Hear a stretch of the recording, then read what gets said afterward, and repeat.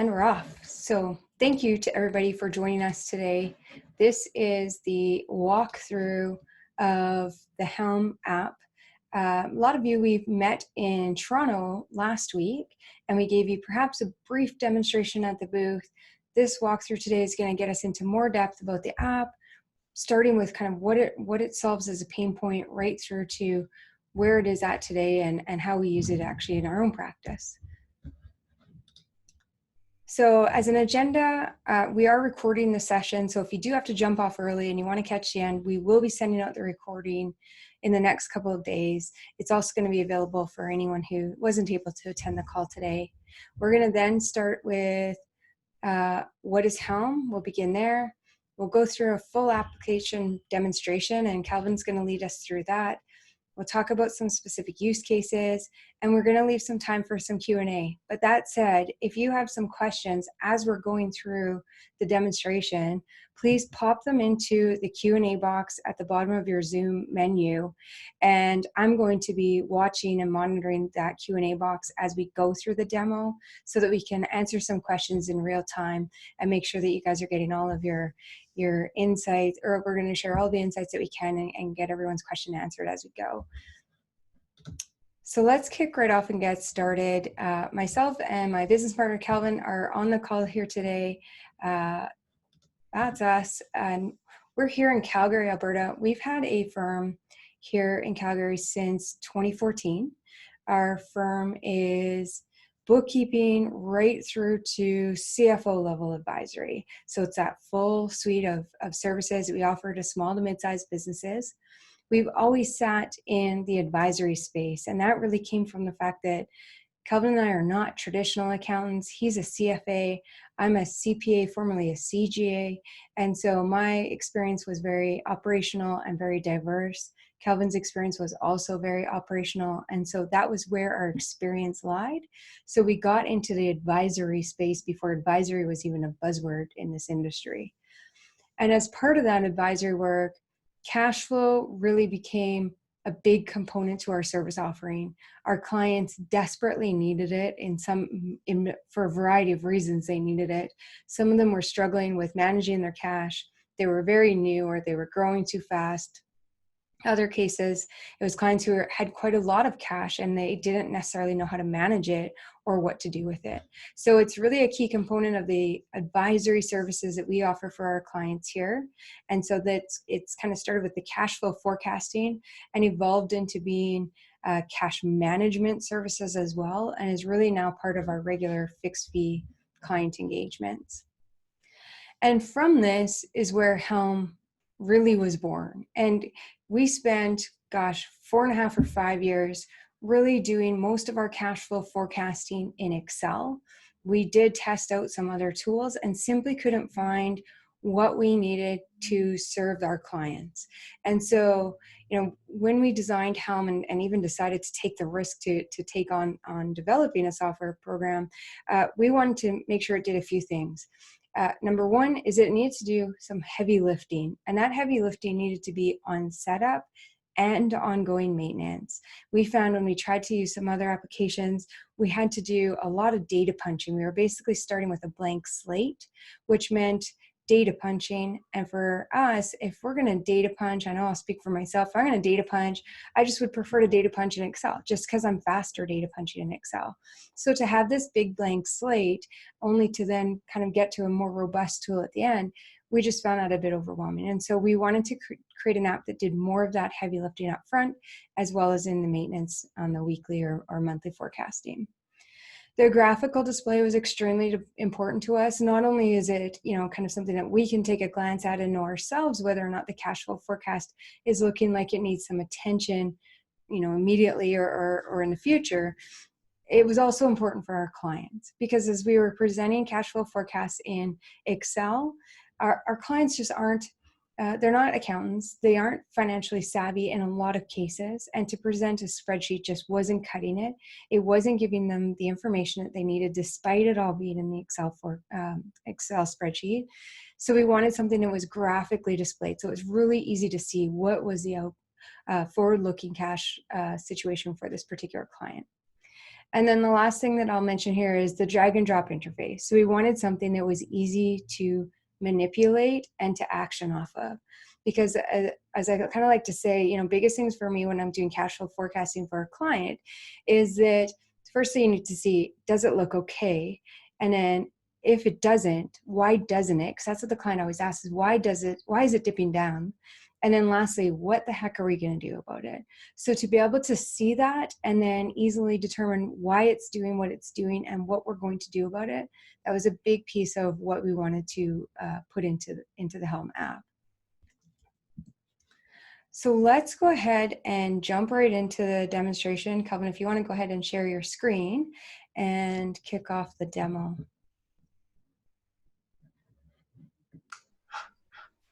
You're going to have to unshare according to what I'm seeing. There we go, try that.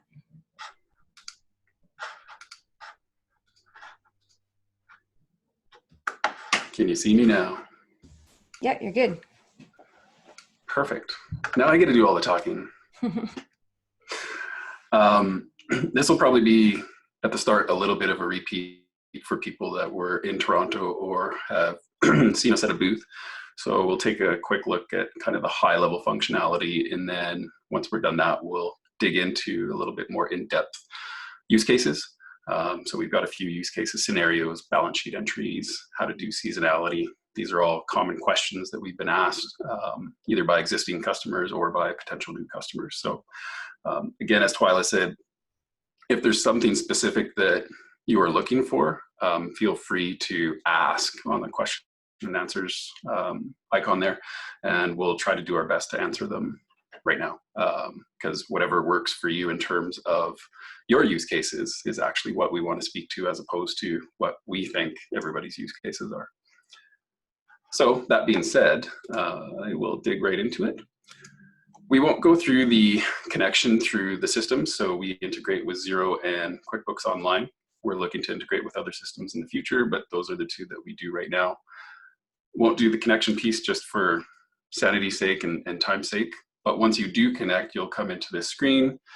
You'll be able to see the nice, pretty visuals that Twyla was talking about, and we'll get a little more in depth in that afterwards. But the starting point of your forecast is your bank account balances and your credit card balances. We pulled this information directly from QBO and Xero, and we put it directly into here. As we kind of progress on our education and content as we go, you'll come to learn that there's multiple ways to do cash flow forecasting. So my style is very different than, say, Twyla's style, and that simply has to do with our workflows, our own personal workflows, as well as our clients specifically.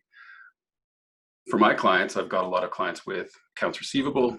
They're not as close to the pin, and so I have a little more flexibility in how I can forecast with them. So for myself, I leave all of the bank balances on. It's just easier because then I don't have to segregate the information between credit card information, items that go through the credit card versus items that go through the bank account. Whereas Twyla, she has clients that are much closer to the pin, or has had clients in the past that were much closer to the pin. She would actually have to segregate the credit card from the actual bank balance and then actually map out the transactions between the two. And she had to do that simply because of the, I guess, the tightness of the clients to going broke, essentially. In this case, if we wanted to actually separate out bank accounts, we can just toggle them on and off, and you can see it quickly change. So here it's negative $41,000. Once I put our main bank account in with cash, it's gone back up to 25. Main point here being that you can essentially do your starting point, whatever your style is, and it's super flexible as well as quick. So as soon as we make a change here, it translates right into the graph in the forecast. Going into accounts receivable, we've spoken this to a bunch of people in the past. On connection, what we do is we will actually look at bank account information as well as credit card information, and we'll start making some statistical analysis, predictive analytics around how customers are paying this company and how this company is paying its suppliers and vendors. And so essentially what we're saying here is average days receivables. So the average difference between payment date and invoice date. fully appreciating that there's people out there that don't have accounts receivable and accounts payable, and we'll actually get to that as a use case because that is a very common question. Main point here is that we're showing you the functionality where we pull out the AR out of the accounting system, and then we provide you with the flexibility to change it in our system, as opposed to trying to manipulate information in the accounting system, which obviously has other repercussions for you if you start doing that. So a quick example here would be, if we look at Burns Industries, it's slated to be paid on December 17th, and potentially if that is incorrect, I can just change the average days payable here to 92, and we will now see it here. I can also just simply toggle it off. Maybe Burns Industry is a bad debt and they shouldn't even be in the forecast. I can toggle them off, and now they've totally disappeared out of the forecast. Toggle them back on, and I can even do some drag and drop magic here. And so here we've also changed the date, and it's also updated the information in our accounts receivable. Again, so the point here is that we pulled out all of your accounts receivable from your accounting system, and we're providing you with a lot of tools and flexibility in order to manipulate that information. One issue that we had with Excel specifically is that trying to accomplish any of these changes within Excel is near impossible. And so what ends up happening is you make very high level forecasts, which are obviously less accurate, which lead to harder decisions or inaccurate decisions simply because of the lack of information and granularity. Have a little bit of functionality in terms of search. So if we had a really long AR listing, we could whittle that down by simply typing in some information and just working on this one specific customer in this case. Accounts payable has all the same functionality. So again, we are analyzing how this company pays its suppliers and vendors. We can do all the same flexibility and manipulations. So if I needed to toggle off a vendor or an invoice, if I needed to change the estimate on when they're going to be paid, I can do all that here, or conversely in the graph as well. So one thing that does make us different is, as Twyla spoke to, we're trying to save people time and effort. So a big thing for us in terms of scaling this service across our firm was exactly that, just the time involved. Really hard to do in Excel, takes a lot of time, a lot of manual entry, error prone, all of that fun stuff. So one item that we do up front when we connect is we will analyze your profit and loss statement and start actually creating auto forecasts for you. So the simplest case that I like to provide is advertising. We will look into the past and say, on average, how much has this company spent on advertising? In this case, it was $500. And so it's a reasonable expectation to expect that to occur moving forward. Again, along with anything else in the system, it's very easy to change. So if I needed that to be $5,000 for whatever reason, I can click Save and Close. And we now have $5,000 for account spending or advertising spending. I will change that back.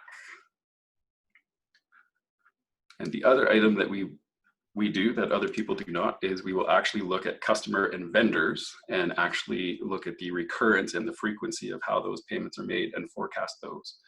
So easiest way to explain that is either in salary or rent. These are two items that occur extremely frequently, usually on the same day or with the very similar frequency. So in the case of payroll, 15 days.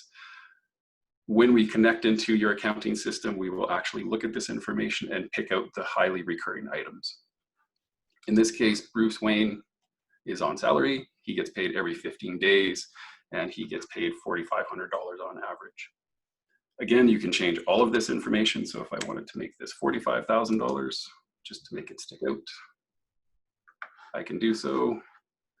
And there's his massive salary. Change it back. And so again, the point here is that we're trying to save you the time and effort. So Helm connects to your accounting system, creates these auto forecasted rules. We're really trying to save anywhere from say 40 to 60 to 80% of your effort in terms of setup and maintenance time. And the intent is that you set it up, connect it, and then walk through all of the rules and make sure they're to your liking or to reality. Again, because we're looking at past information, it's always not indicative of the future. So that's where the human component comes in, and you actually do need to start doing a little bit of tweaking, conversing with your client, seeing what their expectations are so that you can create an accurate forecast moving forward. You can add forecast rules. And so if I wanted to add some accounting fees, and I wanted to say it was on the 25th, frequency is recurrence. So in this case, if we want it to never recur, it's happening 0 times. If we want it to occur every week, we put in 7. If we want it to occur every 2 weeks, we could put in 15 or 14. The account payable item, and we'll say we spend $50,000 again, just so that it sticks out. And you'll see that we now have this very big accounting fee here, which, as Twyla mentioned, coming back to the interaction and the drag and drop, the actionable functionality, we can now tweak this once we have the rules set up in order to kind of help our clients and make better decisions. I will just pull that out for now so that we have a clean forecast and we can look at the actual visual. So the visual to us was super important in terms of conveying the information to the client. We have a lot of power under the hood in terms of how you can manipulate your accounts receivable and accounts payable. We have the ability to create future-looking rules. We have the ability to add rules that don't even exist in the accounting system. And this is all translated into a very simple graph. We've always found that when we talk to our clients in the past, if we presented this information in a spreadsheet or in a profit and loss statement, whatever that might be, tabular, data-driven information, the value was typically lost. As soon as we translated that information into graphical format or a visual format, it was very quickly digested by the client. They just got it right away. It made conversations so much easier for us to have. So the whole system is essentially hinged upon that, is that we built it for the accountant, bookkeeper, the sophisticated business user, but we boiled the information down to the bank balance. And so at the very top, you have a running total of the bank balance based off of the transactions in, so any items above 0, and the transactions out, any items below 0. Again, very simple format, super easy to digest, very easy to use. That's why we also integrated or built out the drag and drop functionality, because at the end of the day, we want to be able to create all this logic.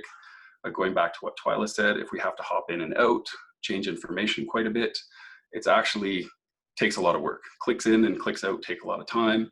Whereas if you can simply drag and drop items, it's much, much easier. So in this case, we can see that we are actually below 0. We're negative bank balance. And so we've essentially, this company is bankrupt. We purchased a vehicle here. So obviously we've purchased something that we shouldn't have. A very easy action would be to say, let's just move it out to where we can afford it. Potentially you could even delete it out so that it's not even in the forecast. But again, it comes back to, we are creating highly visual, intuitive information so that you can present very quick analysis to your end client. So it's very easy to pick out what caused the massive drop in cash and what we need to do about it, which is either shift it around, get rid of it, or maybe buy a cheaper vehicle even. Or potentially lease it or finance it, or. There's a whole lot of other possibilities and solutions there, which you can actually map all of that stuff out in Helm itself. In terms of other functionality, we do have some invites. So this is more applicable to practices that have more than one person. You can invite staff into your company. So if I had 20 clients, a staff member could see all 20 clients. Whereas if I just want to invite in a client, I can do so into only this specific company. So there's multiple ways to invite people in so that they either only see this one specific company or multiple. We do also have a transaction listing for those people that like to see the day-to-day information in a more traditional format. And that's probably it at a high level. So we can throw that out for some of the Q&A because I do see some popping up. Yeah, why don't I read off a couple of the questions that we've got here. Sure. The one we're going to dig into next, which is getting to the scenario. So Jan, your question about scenarios, I think that's going to get covered when we get there. But if not, then we'll circle back on that. A few of the questions though that have come up. How do you see the credit card balances? So credit card balances. Sure. Yeah. You go here. So anything that's considered a bank account, which includes credit cards in either Xero or QuickBooks Online, would show up here. So credit cards, it's just simply denoted in this drawer as a credit card. And then whatever your account's called, this could be this is whatever it's called in QuickBooks Online. So in our particular demo data, it's actually called credit card. This could be a number. It could be Johnny's CC, whatever it's labeled as in QuickBooks Online. That's how it will show up in Helm. Great. And then the other question that we have before we move, oh, we've got two more actually. One is, when you change the estimated expenses, does the system remember what the calculated average was? Excuse me, that's a very good question. And the answer to that would be the system remembers it, but we're actually overwriting the rules. So it is something to be cognizant of. So in this case, the monthly average for advertising was $500. That is system calculated. In the future, we will be building out either an undo button or a reference point.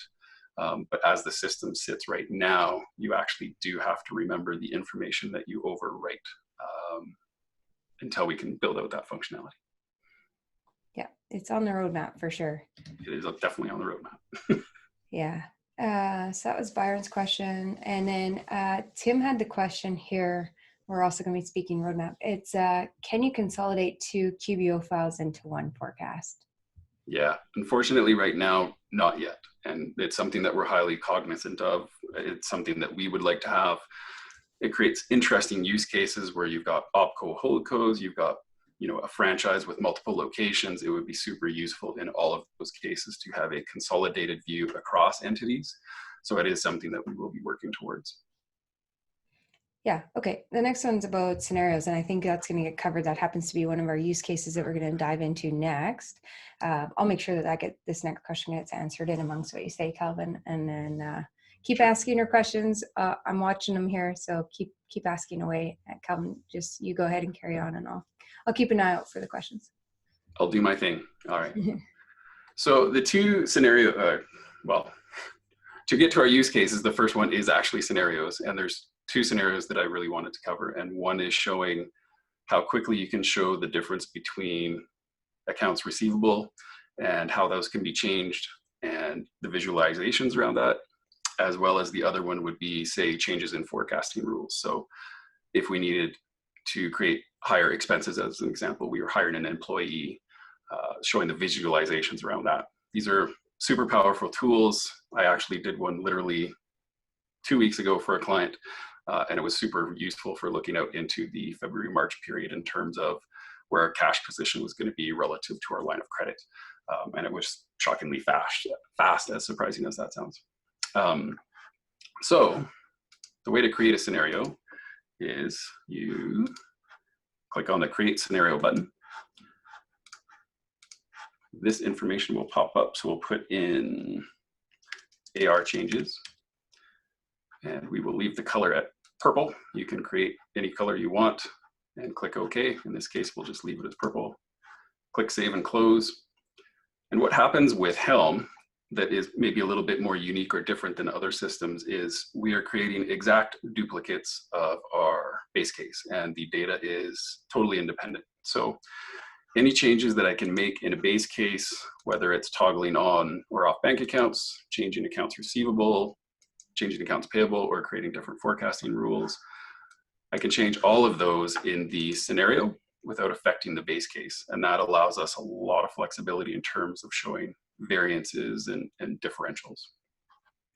So in this case, I just wanted to show you how quickly and easily it is to almost show reality versus ideal, because our system does go into the accounting systems.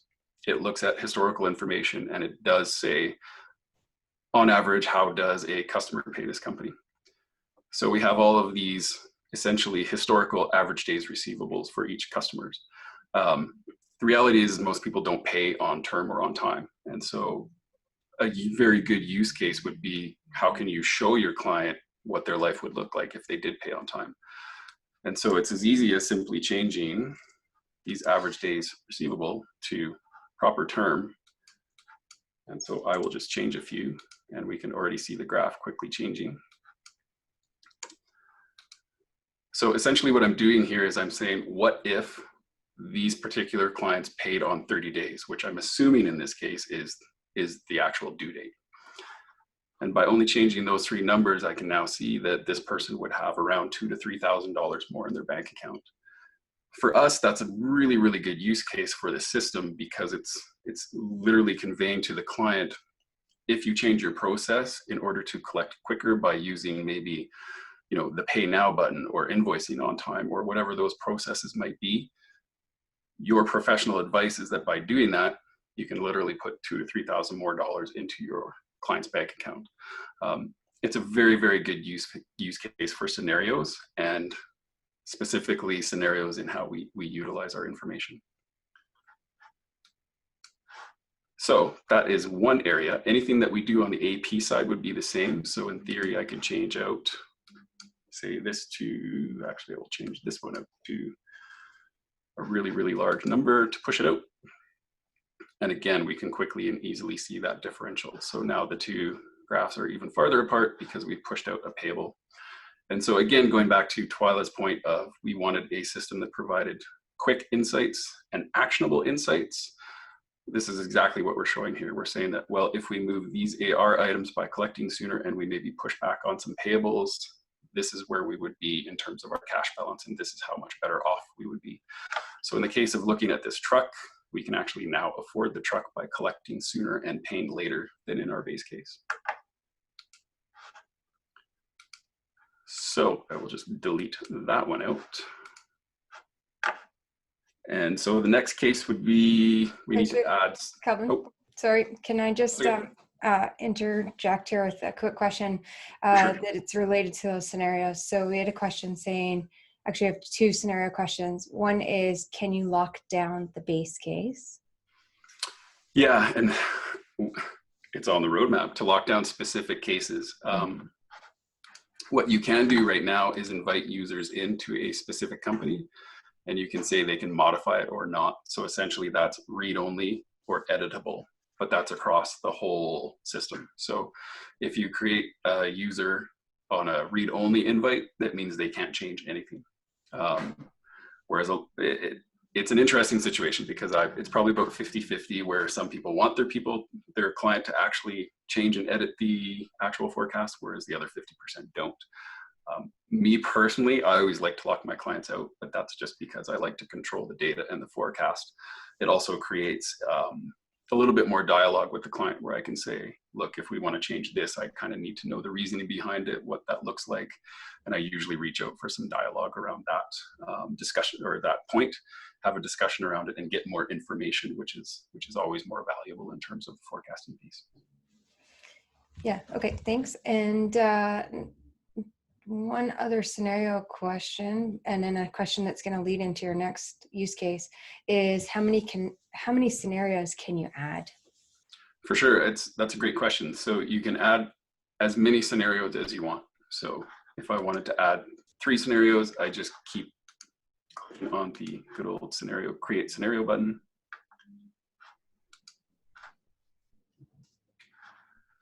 And so I could keep doing that until I essentially ran out of time. So you can do as many scenarios as you want within Helm. It's probably more a question of how many are actually valuable to you in terms of your analysis and your workflow with your client. Yeah, and actually another part of that question, separate question, but same person, thank you, Jan, is about changing the color. And so maybe if you just want to demonstrate that, yep, you can actually do different colors each time that you do that.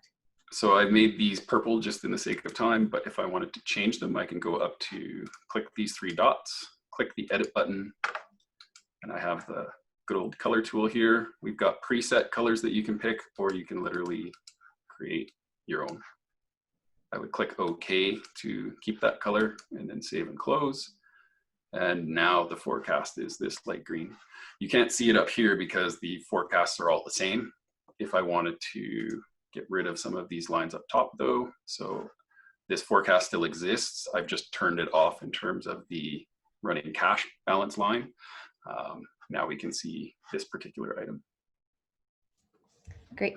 And this next question I think is such a great lead into your next use case, which is what do you recommend to be able to show clients in Helm how much their personal withdrawals are impacting the business? Should I set them up as an expense rather than as a liability in the chart of accounts? So it perfectly into your next point. Well, how do you know what my next point is? I have a cheat sheet and I'm using it. So it is a great question because we get asked all the time. We surface the profit and loss information up front, and we do that on purpose because there's a lot of accrual items on the balance sheet that we don't want to forecast yet. Once the system gets smarter, it's something that we might do, but not right now. So in terms of, to me, that question is almost two-part. So it's a question of, should I be categorizing it as an expense or a liability? And I would say to that, in terms of your cash flow forecast, it actually doesn't matter because it's simply a cash out. And so as long as you're denoting it as a payable item, a negative item, so a cash out, the actual classification within Helm itself doesn't matter, because it's literally saying it's a cash out and that's it. The categorizations are there more for your purpose where you would like to see them. So personal preference is essentially what it is. So if you wanted to set it up as an owner's draw or a dividend, that's perfectly fine. So to show you exactly how to do that, let's say that this particular company wants to pay out some dividends. Click save and close. And so one thing to point out is when we're working with scenarios, which I probably glossed over there a bit and didn't actually talk about, is when you're in these drawers, the way to know what scenario you're working in is by the color at the top as well as the name here. So right now we're in the dividend scenario, whereas once I click here, we're in the base case scenario with the more green teal looking color.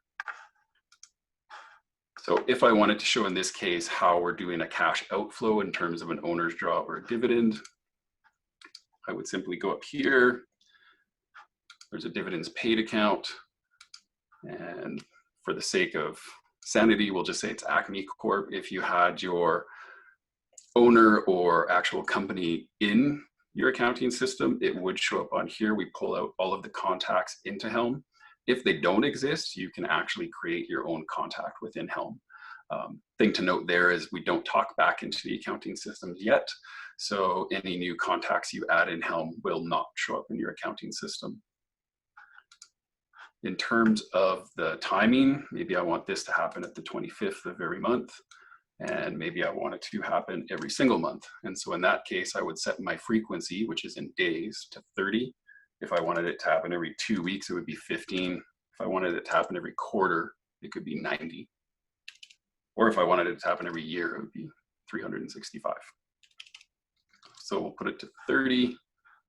We'll denote it as a payable. And it happens on the same day as the invoice date. So ADP and ADR are essentially term. So we want to pay this as its invoice per se. So essentially cash coding in this case. And we will say that it is a $10,000 draw every month. Click save and close. And so now you can see the differential between the two. Where did I put it? Right there. So that's our dividend paid. That creates the difference between the two graphs. And then as we go out in time, you can see that the graphs widen by the draw every single month. So in terms of the power of scenario analysis, this is just one specific case where we're changing only one item. You know, this dividend could easily be an additional expense. So it could be, I need to hire a new employee. And with that new employee comes higher CPP and EI in the case of Canadian people. It could be I need to get more office rent for that employee. I need a new computer. You can create rules for every single one of those expense estimates and forecast those out into the future to show the difference of now versus the expectation. You can also do that with revenue. So it's not obviously exclusive to expenses. You could do the same thing for revenue where I expect to increase sales by $10,000 per month. What does that look like? You can create a forecasting rule around that as well. That actually kind of answered two questions, to be honest, two use cases. Okay, so no questions, I'm assuming. Just to interject there is that, you know, you can do what you just did there inside of the base case too. So if it's something that this is happening, as opposed to I want to demonstrate to my client what it looks like if they draw, maybe they actually just do draw. And as Calvin mentioned, the Helm looks at all of the transactions within the P&L accounts. And so if there is something like a dividend that is ongoing, or a GST payment, or a loan payment, etc., then we do have you add those at this time, simply because there's so many things that are on the balance sheet that are not real cash. And we decided to go this route where you have to add in the cash items that are sitting on the balance sheet in order to include them in the cash flow forecast, which typically in most cases that I've ever seen is a small handful of things. So for debt, as an example, we could do long-term debt. Our bank is Acme Corp, and we'll say it's on the 20th of each month. So it happens every 30 days. And it's, again, we'll say it's $10,000.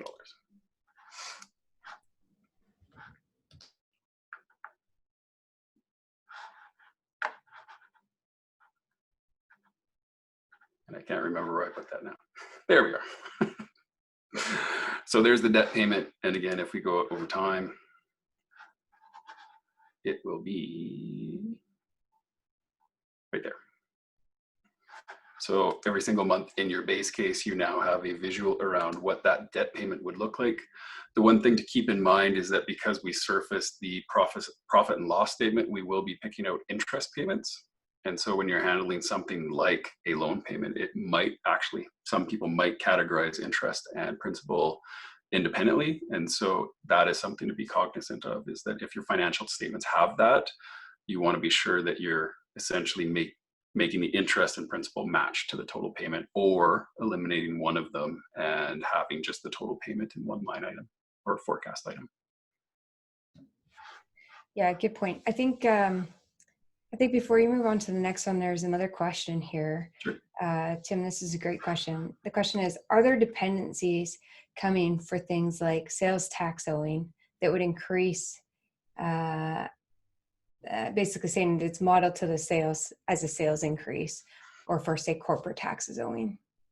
Yeah, for sure. And that also is on the roadmap in the future. And so what we envision is right now we have what we are calling kind of flat numbers. So advertising, as an example, is a simple $500 item. Excuse me. But maybe your advertising is 3% of your revenue item, or revenue line item. In the future, we will have a calculator tool where you can calculate just that, where it would be, instead of an amount, it would be 3% of the revenue. And then once you start getting into concepts of, say, GST in Canada or tax payable, you could actually have a tax. So imagine that advertising is our tax account, tax expense in this case. You could say that our taxes are, say, 20% of, revenue, or whatever that item be. You can tie the two and then put term on it, which then would push it out to the actual payable date of when you're supposed to be paying it. So in the case of, say, sales tax, Alberta is 5% GST. We could put a 5% on the revenue item and then have that payable, say, 30 days after the actual invoice date, because in Alberta, if you're on a monthly reporting period, you're paying 30 months after the actual month end. 30 days after, yes. Sorry, 30 days. Thank you. We have new rules in Alberta. Yeah, that would be amazing. You just never pay. That's awesome. We're an exception here to all the rules. Yeah. Okay. No, that's. I think that answers what he was saying, or what he was asking, Tim. If there's any further questions around that, shoot me a note over the chat. So for sure, you're free to carry on. Okay. Apparently, I'm losing my voice. So I actually did kind of duplicate over my next use case, which was the balance sheet. I wanted to show how to do dividends and owner draws, but essentially I did that by showing that within the scenario. So I do apologize for that. I jumped ahead a bit. The next use case that we have, that's a very common question, is it's all fine and dandy that we have these AR and AP drawers with all of this extra functionality, but what if I'm a retail chain and I collect all of my sales via a point of sale system? So I have no AR, it just simply doesn't exist. Can I even use the system is essentially the question.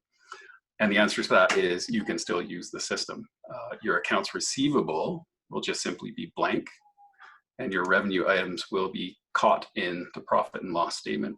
So then it's more a question, and Twyla can hop in here if she wants to, if I totally butcher this use case, because this is more in line with her clients than mine. But here the, excuse me, the revenue would be picked up in terms of the monthly amount. And so we're going to say that's project revenue here. And it's a very low number. It's only $327. So let's say that that's actually not indicative of what you expect. Maybe it's $40,000. And because we're trying to manipulate our cash flow forecast so we can give actionable, granular information, I actually need that on a weekly basis. So in the case of Twyla, she has fitness franchises that they actually have seasonality essentially within a month. So the first week of the month could be much higher than the second week, which could be different than the third and fourth week.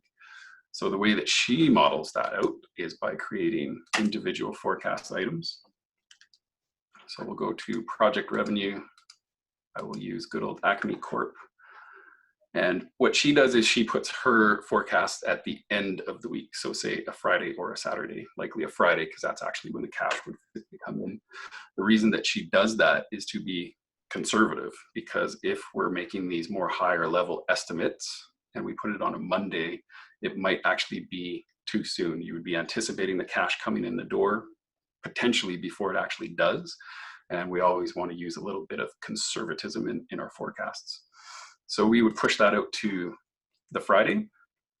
And in this case, let's say it happens every 7 days. So it would happen every single Friday after that. It's an accounts receivable item, happens on the exact same day. And we will say it's $10,000 per month or week. Click save and close. And so now we can see these weekly revenue estimates.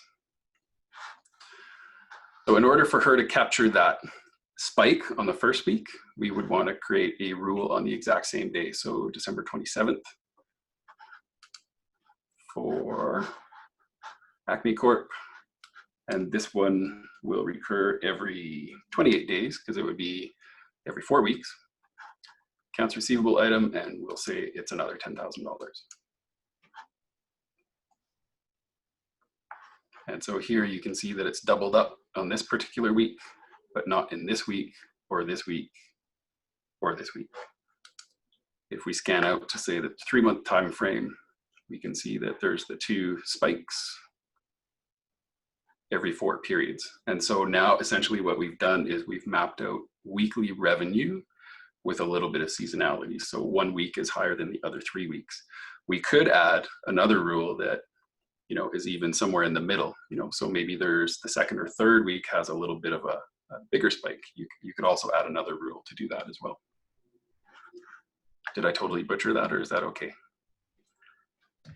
Yeah, no, that's good. And I mean, I think you kind of layered in some of your seasonality, one of your other use cases, but I think that, it really depends on your client. I've got a couple of clients still in the same industry that they do not see that spike at the beginning of the month because of the way that their membership model is set up, versus other ones that I do see a spike at the beginning of the month because a lot of their members renew their membership on a monthly basis on the 1st. And so, and then even beyond that is the use case of a point of sale system, or where you have no AR, where maybe they aren't as tight to the pin and you're actually doing this on a monthly basis. And then you can actually say, okay, what do I expect the revenue to be for the next few months, and put that to the end of the month, which I think you'll probably touch on in your other seasonality use case. But I tend to, with these guys, they are kind of running tight to the pin. They're very much, collecting their revenue and paying their payroll and rent, and you really have to watch timing and gaps in cash. So I put everything to the Friday. I try to keep it as in tune with what happens within the month as possible in order to be as realistic as possible.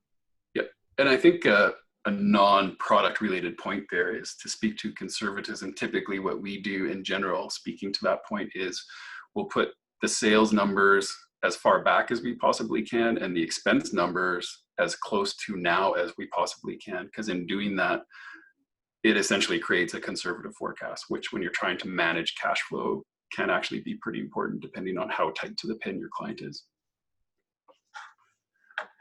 So the one point, I guess, that I should have touched on in terms of the point of sale system. So say you have a point of sale system, there are no receivables.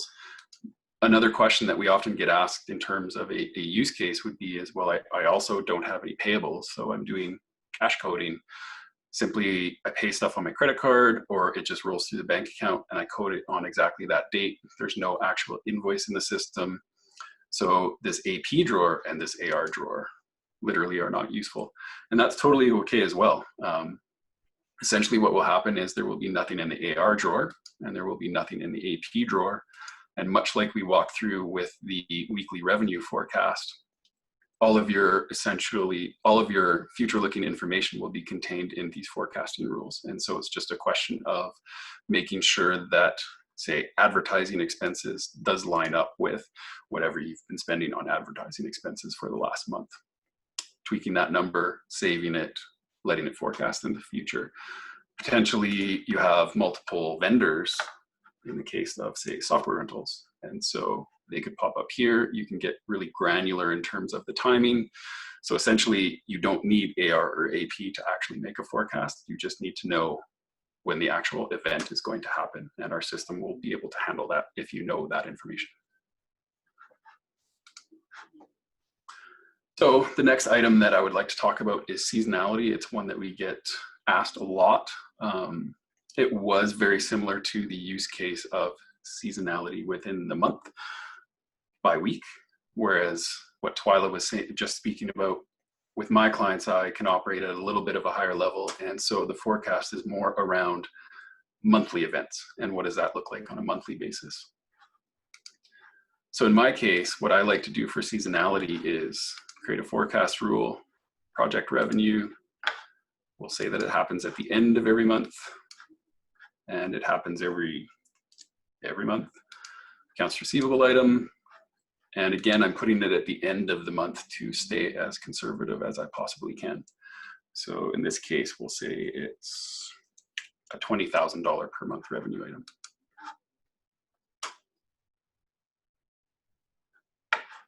And so now we can see the big spike here. And if we wanted to create seasonality so that, say, January is a higher month, and we will say that only happens in January and not any other month, I can push this out to the next year, accounts receivable item, and we'll say it's $10,000 extra in January. As I start layering the rules, you can create quite a bit of complexity around how the actual forecast looks. So moving into the future, we can see here that there's our project revenue of $20,000. There it is in terms of the monthly basis. And then here's the extra spike in January. And so that'll happen every single year now. If I wanted to, I could add one, say, for February, because potentially February is different, potentially March is different. You can literally put it on any month and then forecast it out for the next year. And that will allow you to do seasonality within a year. So again, you can get super granular. In theory, if you had enough rules, you could probably do seasonality within a month and also a year. And I think that's my use cases for now. Perfect. I don't see any other questions popping up. So if anyone's got any, feel free to keep asking away here. We just have a few more things to touch on and then we'll let you get back to your busy days. So Kevin, if you want to stop sharing, yeah, perfect.